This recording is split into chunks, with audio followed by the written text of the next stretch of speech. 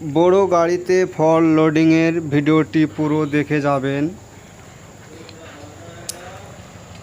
কিভাবে ফল লোড করছে দেখুন।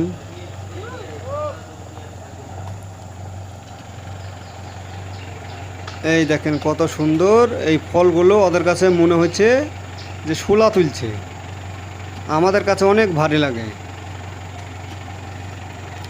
এরা এই কাজ করে করে এদের অভ্যস্ত।